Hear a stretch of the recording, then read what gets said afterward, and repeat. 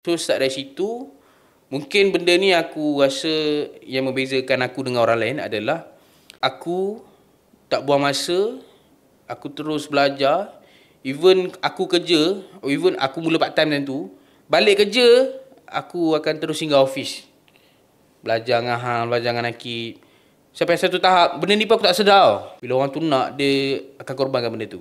Even aku dah belajar lepas balik kerja tu, balik rumah, lepas maghrib, lepas isyak, aku akan datang rumah Nakib. Aku bertalaki lagi tanya kan. Sebab aku, bila nak orang tanya pasal rumah, mesti nak kena ada knowledge juga. So, aku tak ada masa, aku tak boleh tunggu setahun. Dan sebab tu aku push masa yang aku ada. Aku belajar. Sebab bagi aku nak convincing orang ni, pertama kena ada knowledge. Sebab tu aku kejar juga belajar benda tu. Dan tapi aku belajar ni, ada satu benda ni yang aku pegang daripada dulu. Aku lepak rumah dia belajar. Dan alhamdulillah, kalau nak ikutkan, booking pertama aku ambil masa sebulan. Bulan ke-6, baru aku dapat booking pertama dengan pembeli yang record finance dia cantik.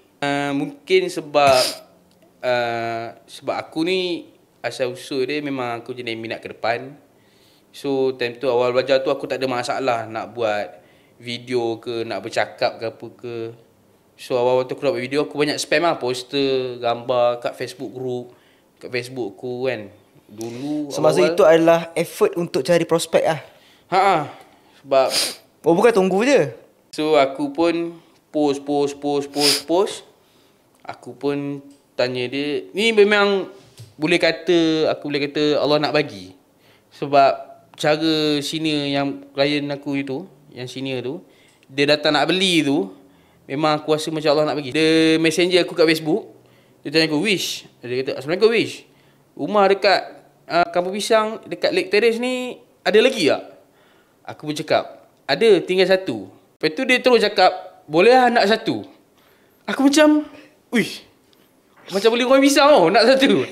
Aku pun, apa yang aku belajar dengan Nakib, SOP nak closing semua tu, semua leboh. Senang sangat. Dapat klien baik, gaji besar kan.